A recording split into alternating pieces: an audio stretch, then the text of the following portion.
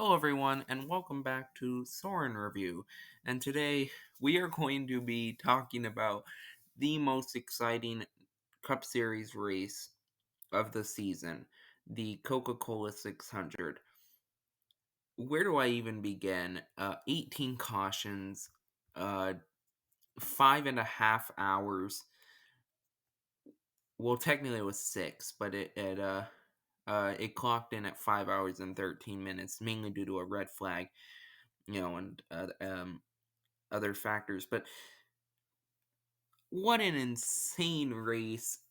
31 lead changes. I mean, this race had everything. It had wrecks. It had amazing racing. It had a flip. Um, just so much to unpack. I think what I'm gonna do is I'm gonna go through. There's 18 cautions, and I think I'm gonna go through about each caution break and go throughout the race, and then we'll talk about the results because I think that's the most organized way to get through this. Honestly, one of the best Coke 600 since probably the best Coca-Cola 600 since 2005. Just a fantastic race. So let's start off. First off, there was on lap 9 a crash, I believe, or my mistakes. Lap 19.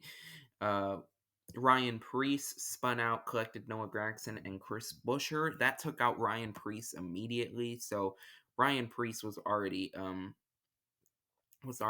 of the race due to that caution. Josh Balicki later spun out, but we didn't actually get video of it. The first major incident, though, for our driver was Kyle Busch. He spun out about halfway through stage one.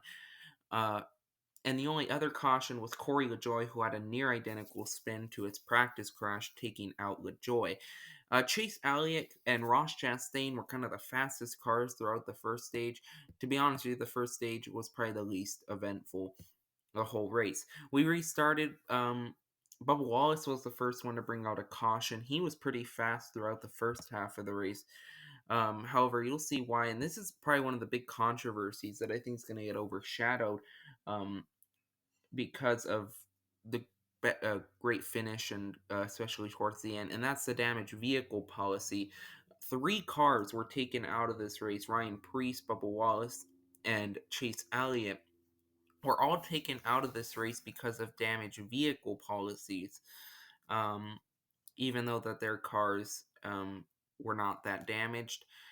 I don't have much to say on it personally. I think if we are going to get rid of the damaged vehicle policy, I don't think we should get rid of it by any means, but I think altering it for maybe mechanical problems only and not changing anything to the body would probably be the best way to look at it. But that's all I really have to say about that.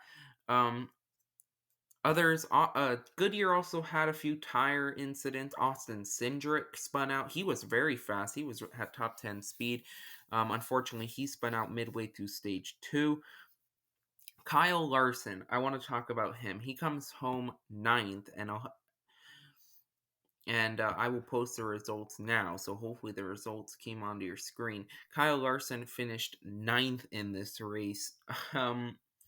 Multiple speeding penalties. He spun out. His car, he hit the wall. His pit road, uh, he had multiple problems on pit road. I mean, Kyle Larson had everything go wrong to him. And we'll see later, he makes a return, and then he falls back. All to finish ninth. Just absolutely nuts for Kyle Larson. The only other cautions in stage two, Chase Elliott spun out.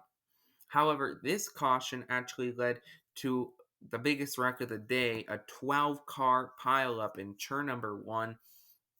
Ryan Blaney on older tires got shoveled out. He got loose, and around he went and took out Brad Keselowski. Bubba Wallace, but that was due again to the damaged vehicle policy more than anything. Kurt Busch, William Byron, Chase Elliott, all taken out because of that wreck.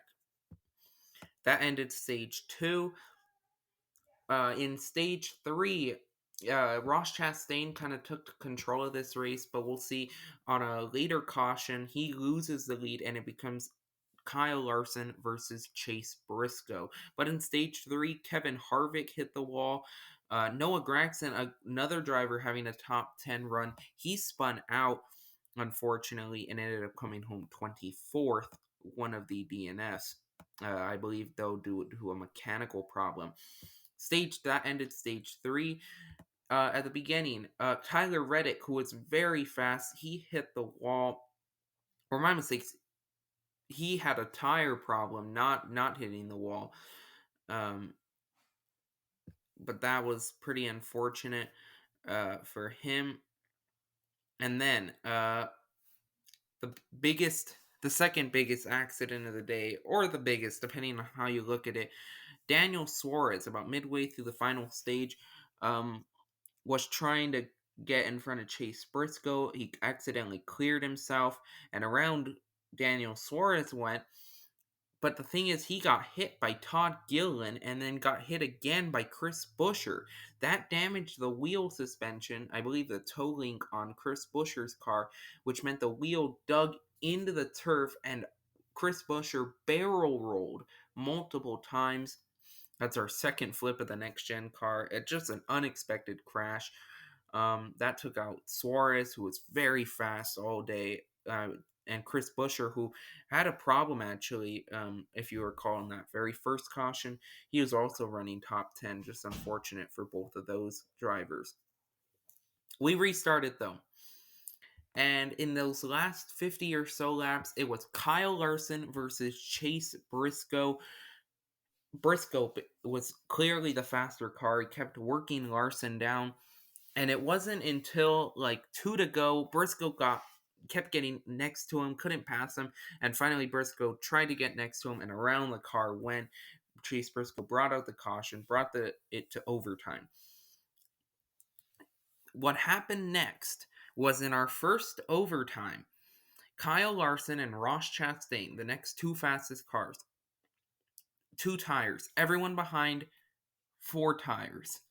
And what happened was Austin Dillon, who restarted in 6th, went around the outside lane. He was starting in the 3rd row outside lane, made it 3 wide on Ricky Stenhouse Jr., came around the outside, made it 3 wide on the backstretch, and got to Kyle Larson's inside. They were side by side for the lead. Dillon got loose, and then Chastain on the outside, Hamlin on the inside, 4 wide. Dillon, I don't think, knew Larson was on the outside and took himself out along with Larson, Chastain, Logano, Cole Custer. All guys that were having really good runs took an out in that wreck. And so that left Denny Hamlin the leader at Kyle Busch, Kevin Harvick, and Ricky Stenhouse Jr., the top 4. We restarted. People shuffled, but ultimately, at the end of the day, in the longest race in NASCAR, distance-wise, Denny Hamlin won the race over Kyle Busch, Kevin Harvick, Chase Briscoe, and Christopher Bell. Great win for Denny Hamlin. He was a pole sitter. Wasn't great, though, throughout the day. Toyota kind of struggled on and off, but he came home to grab the win. Kyle Busch grabbed 2nd. Did not have a good car. Kevin Harvick did not have a really good car. Finishes 3rd. Chase Briscoe recovers for a 4th. Christopher Bell and Tyler Reddick, if you go on Twitter or social media, you'll see they both started way far back and made it up to 5th and 6th. Ricky Stenhouse Jr. gets 4 top 10s. Michael McDowell, his 5th top 10 of the season. Kyle Larson somehow finishes top 10, and Alex Bowman rounds to the top 10. Not on this list, Harrison Burton, he gets his best career finish of 11th. As you will notice, I believe it's 18 DNFs. Everyone else we talked about. Justin Haley we didn't really talk about. He had a engine issue from what I could make out. Just an absolutely insane race.